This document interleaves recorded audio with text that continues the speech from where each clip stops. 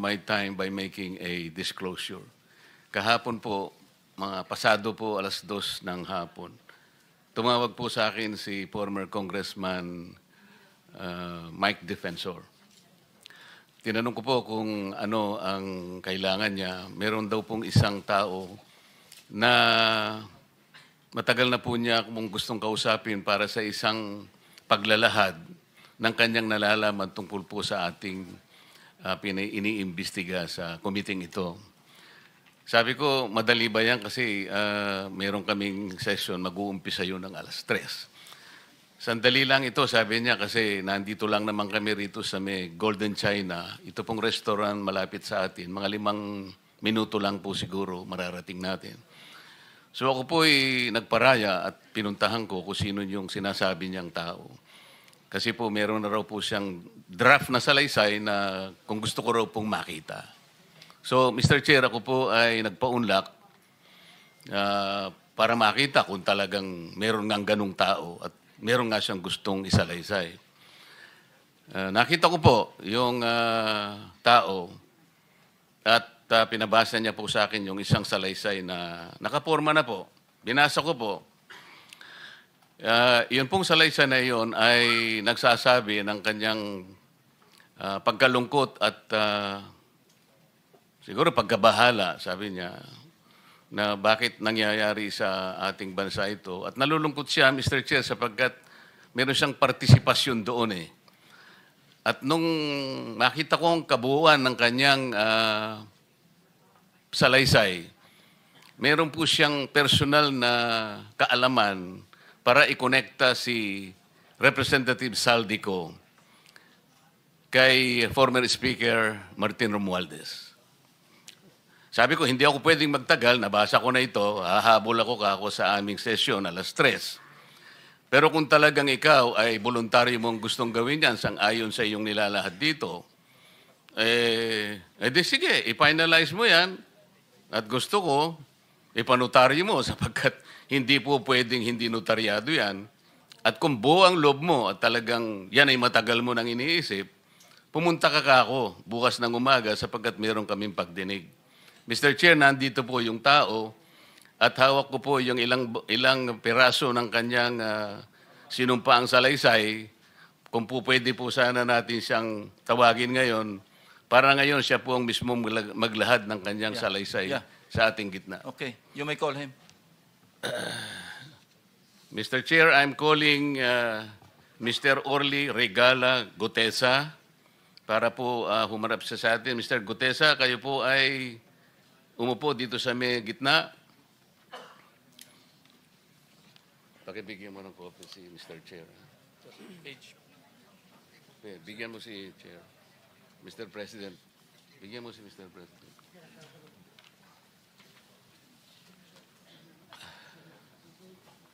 Manatili ka muna nakatayo kasi nunumpa ka.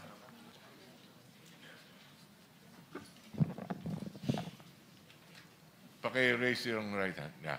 Do you swear or affirm to tell the truth, the whole truth, and nothing but the truth in this case? Take your seat, please. You may proceed.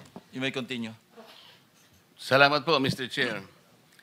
Mr. Gutesa, kaninang ako'y nagpapaliwanag para ipakilala kita. Narinig mo yung aking sinabi. Yes, Your Pwede mo Honor. bang i-confirm na kung ano yung sinabi ko ay yung nangyari kahapon? I confirm, Your Honor. Salamat po.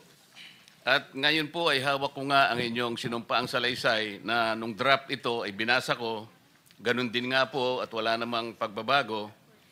At gusto ko lamang pong sabihin ninyo na mayroong pirma sa ibabaw ng pangalang Orly Regala Gutesa. Kayo po ba ang nagpirma nito? I confirm, Your Honor.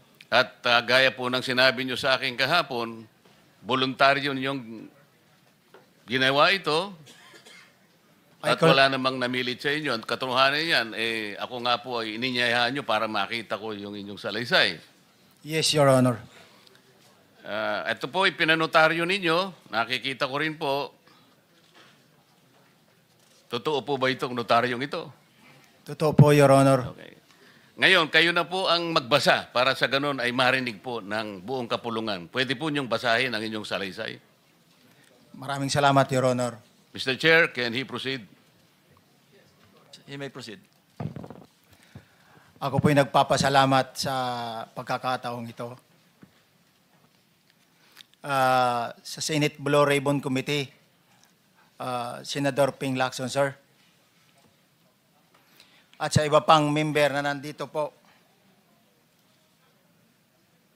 Ako po si Orly Gutisa, may asawa, nasa tamang edad, Pilipino. Makatapos makapanumpa na ngayon sa umiiral na batas ay nagsasaad at naglalahad ng gaya ng mga sumusunod. Ako po ay lumabas upang magsalita sa isyu na ito. Bilang isang dating sundalo, inaalay ko ang aking buhay para sa ating bansa. Sa pagkakataong ito, nagdesisyon akong magsalita at maglabas dahil ayokong maging masama ang kinabukasan ng aking mga anak, apo ko sa darating na panahon. Ayoko pong naririnig ko at napapanood ko sa pagdinig ng Blue Ribbon Committee. At ngayon ko po napagdugtong-dugtong yung naging partisipasyon ko po sa anomalya at korupsyon na ginawa at lumalabas sa hearing na ito. Yung palang pera na binubuhat namin at dinideliver mula sa masamang gawain na nagdulot ng baha na ikinamatay ng tao at imbes na gamitin ang pera sa edukasyon, medikal at programa na mapunta lamang pala sa bulsa ng mga politiko. Mabigat po sa akin magsalita dahil may pamilya ako. 4 ang anak ko, nag-aaral pa. May asawa ako at nangangalaga sa aking mga anak at marami akong kasama sa operasyon na may kinalaman sa ibabahagi ko sa inyo. Nagtatrabaho lang po kami ng mga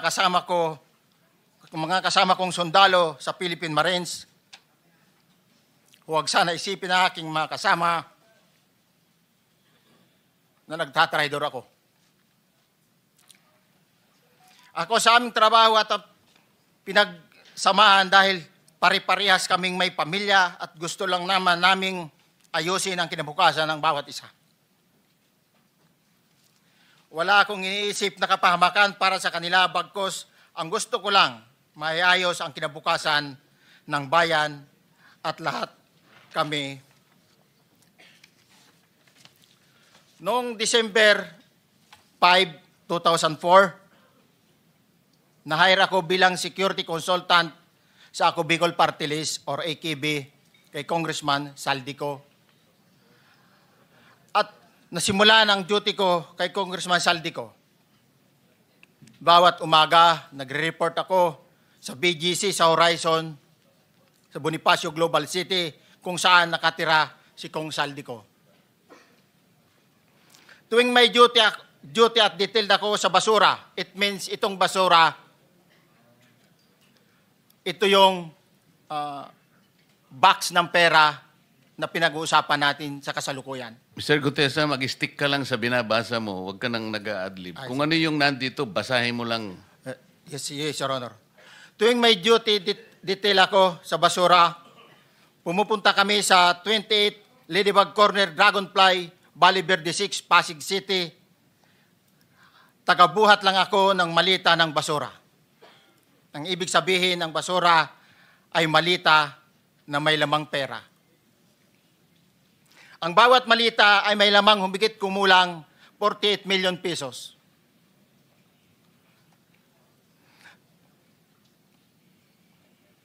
Ang bawat malita ay may post-it na nakadikit na nakasaad kung magkano ang laman ng bawat malita.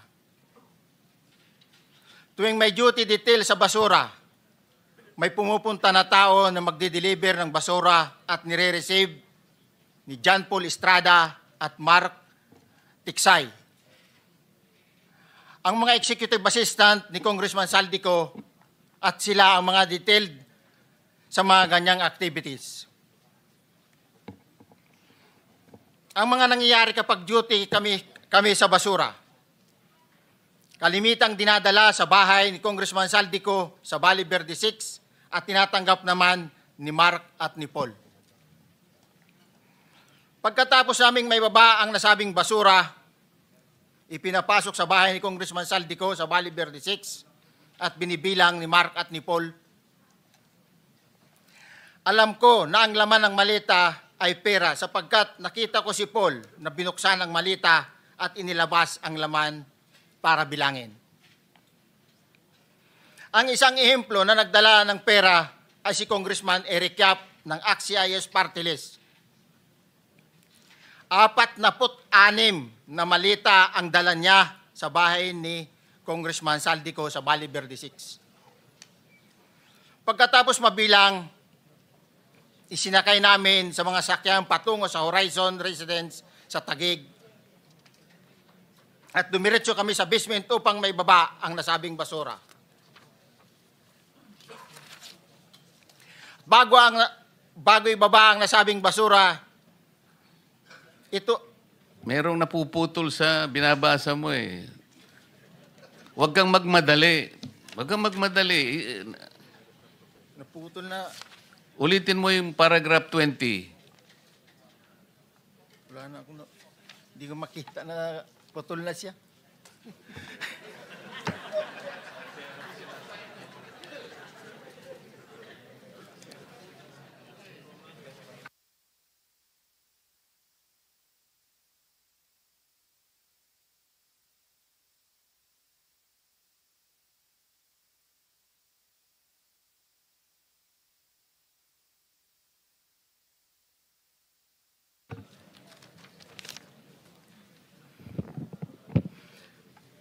Pagkatapos, mabilang ang sinasakay namin sa mga sakyang patungo sa Horizon Residence, Taguig.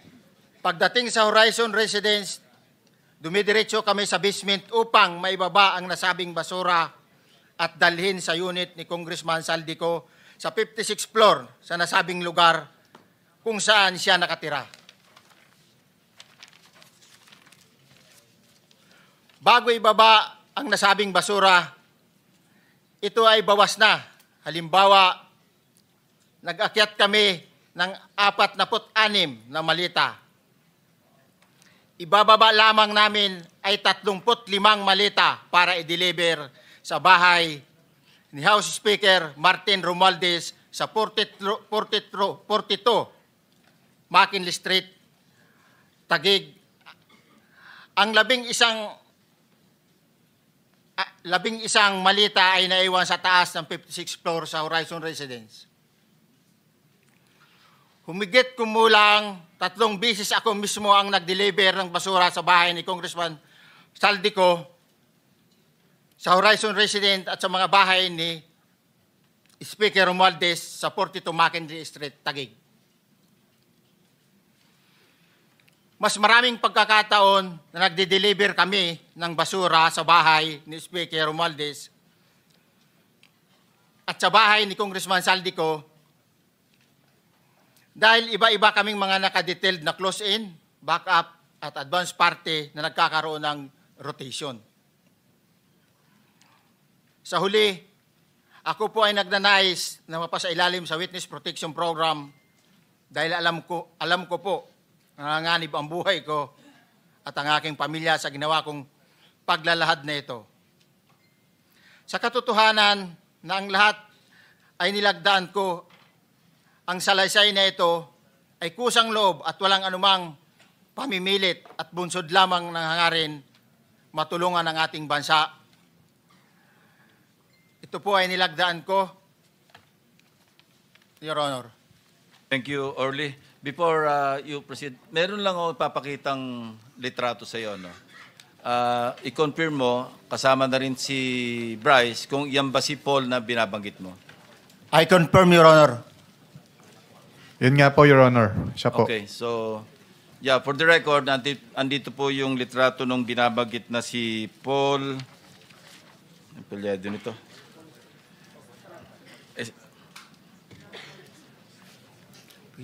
John Paul Estrada, di ba?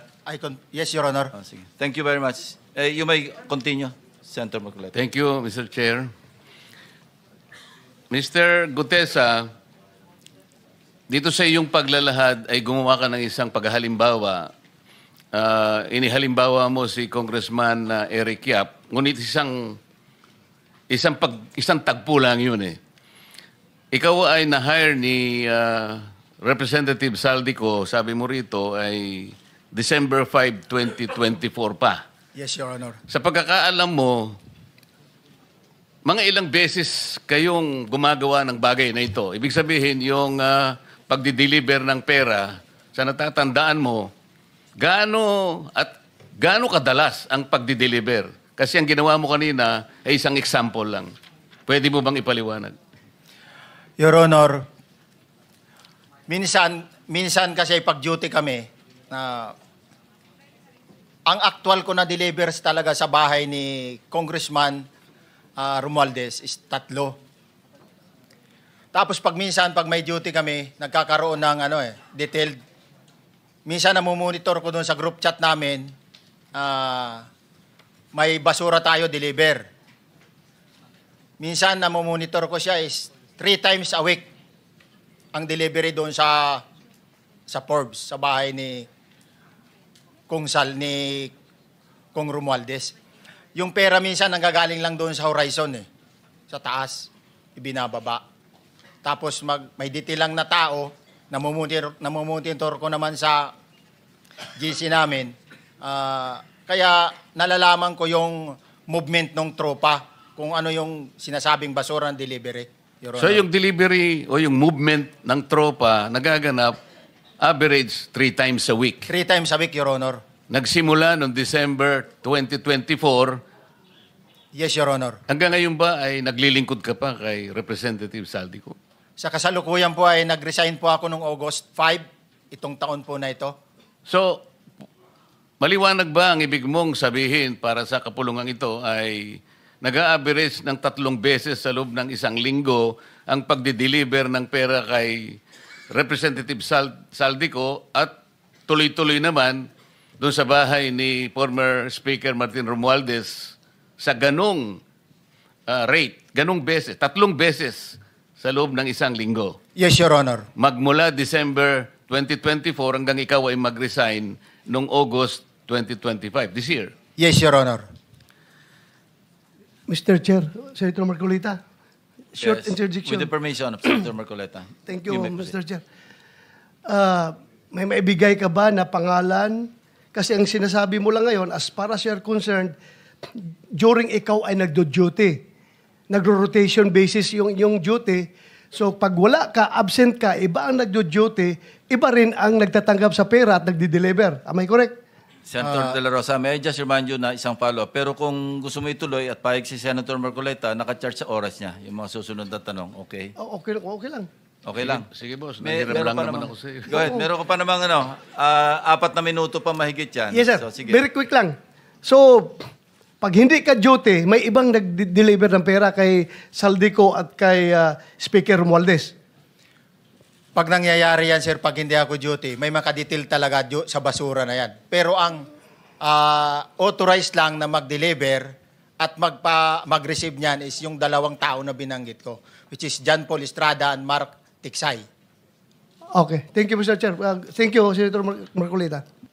Mr. Gutesa, sa panig ng pagdi-deliver sa bahay ni former Speaker Martin Romualdez, sinong tao ang nagre-receive? Sa mga ganun, sir, ang may contact, Your Honor, is yung si Paul at si Mark lang ang may contact doon sa receiver. So pagdating doon, nakabukas na yung gate doon sa Forbes, pumapasok na lang kami. Then pag nabuhat na namin yung mga malita na ibaba na, so lalabas na kami. Wala na kaming basta may deliver lang namin yung mga basura doon sa bahay, wala na kaming noon, Your Honor.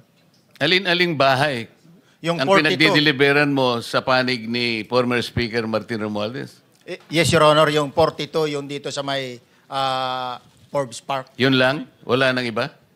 Mayroon pa yung bago nakaraan doon sa Nara, yung dating bahay ni Michael Yang. Sa pagkakatanda mo, mayroon pang ibang lugar na kung saan nagde-deliver kayo? Sa Aguado, dyan sa Malacanang. Aguado? Excuse me, Senator Marcoleta. Sino Michael Yang? Yung dating sa Pugo yata yon. Sa? Yung dating sa Pugo. Yung Michael Yang. dating bahay ni Michael Yang. Dating bahay. Yes, Your Honor. Okay, thank you. Ibig mo sabihin, nabili ni Speaker Martin yung bahay ni Michael yan? Allegedly, Your Honor. Pero paano mo alam na bahay ni Speaker yon? Kasi doon na nagde-deliver yung tropa nung hindi na nagde-deliver doon sa 42, Your Honor. Ngayon, sinasabi mo meron kayong chat.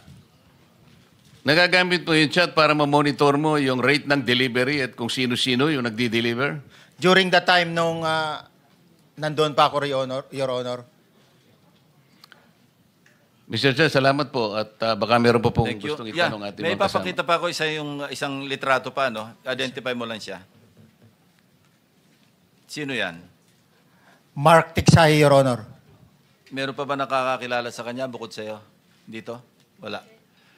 Nabanggit kasi ni Engineer Alcantara rin dito eh. Sa salaysay mo noong September 23, sinasabi mo, hindi ko po siya na-meet during pagdadala. Ang tao niya po ay may alias lang na Paul at Mark. Na-meet mo ito si Mark, Engineer? Sa Valle Verde po, once lang po. So, kinukonfirm na si Mark Texa ito? Mark po and Paul, karaniwan po. Okay, thank you. Thank you, Senator Marcoleta. Mr. Chair, may tatanong lang po kung Yes. with the permission of Yeah, okay. Senator Marcoleta. Mr. Orly, sabi niyo po 46 na maleta na nagkakalaman po ng 48 million bawat isa. Tama po ba? Based doon po sa level nung malita na nakita ko, Your Honor. Paano po nalaman ninyo na 48 million po ang laman ng bawat isa? Kasi bawat malita po, mayroon siyang post-it na nakalagay, may sign na 48. Lahat po yun may 48. Yes, Your Honor. So, yung 46 maleta, 48 million ang laman ay nagkakahalaga po ng 2.2 billion. Alam niyo po ba yan kung 3 times a week ang sinasabi ninyo ang delivery?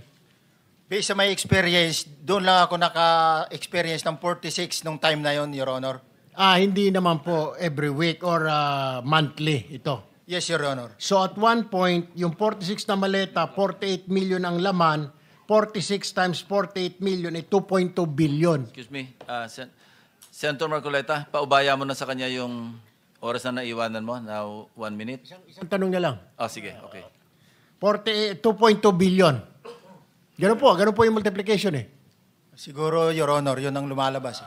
So one time lang po ito. One time lang po, yung time ko lang yan, nung panahon na na-identify ko si Congressman Yap, Your Honor. Alright, maraming salamat po. Thank you. Yung paghalimbawa mo, kaya mo ginawa, dahil yun ang pinakamalaki. Yes, Your Honor. Pero pangkaraniwan, dahil 3 times a week, mga ilan sa tingin mo yung karaniwang na i-deliver? Ilang maleta? Usually, pag nanggagaling na sa Horizon, na idine-deliver na doon sa Forbes, minsan mayroong 15 or kaya 18 ang malita. Pero yung malalaking malita yon na nagre-rate yung bawat malita, minsan mayroong 48, may 50. Sa mga tweet, Mr. Gutesa, pangkaraniwan, 15 to, Your Honor? yun ang average, pangkaraniwan. Yes, Your Honor. Yung nabanggit mong nabigla ka sapagkat malaki, 48, yun lang kay Congressman Eric Yap. Isinagawa ng Senate Blue Ribbon Committee ang pang-anim na pagdinig kaugnay ng irregularidad sa flood control projects. Umani ng malawak na atensyon matapos ang testimonya ni Orly Regala Gutesa, dating Marine at naging security aide ni Ako Bicol Representative Zaldi Conayon kay Gutesa mula Disyembre 2024 hanggang Agosto 2025. Inutusan siyang magbantay at maghatid ng maleta ng pera na tinatawag nilang basura. Bawat maleta raw ay may lamang halos 48 milyon pesos at may post-it note pa na nakadikit bilang palatandaan ng halaga. Sinabi niyang umaabot ng hanggang 3 beses sa isang linggo ang ganitong paghahatid. Inilarawan niya ang proseso. Una, dinadala ang maleta sa bahay ni Cosa Pasig kung saan binibilang ng executive assistant ang laman. Pagkatapos, inilipat sa condo unit Pico sa Taguig at mula roon ay inihahatid sa tirahan ni dating House Speaker Martin Romualdez sa McKinley, Taguig. Ngunit hindi raw lahat ng maleta ay naipapa sa may deduction, ibig sabihin may natitira kay Ko bago ang delivery kay Romualdez. Isang matinding detalye ang kanyang ibinahagi. 46 na maleta ang naihatid umano sa isang pagkakataon, pinangungunahan daw ni Representative Eric Yap ng ACT-CIS. Ngunit ayon kay Gutesa, 35 lamang ang nakarating kay Romualdez at naiwan ang iba kay Ko. Kung totoo, katumbas ng higit 2.2 billion pesos sa isang biyahe lamang, nan maring itinanggi nila Romualdez, Ko at Yap ang lahat ng aligasyon. Martin Romualdez, pawang imbento raw ang kwento. Ang kanyang bahay sa McKinley ay hindi tirahan dahil under renovation mula pa Enero 2024. Eric Yap, wala raw siyang kinalaman at hindi siya kailanman nagutos o tumanggap ng ganoong pera.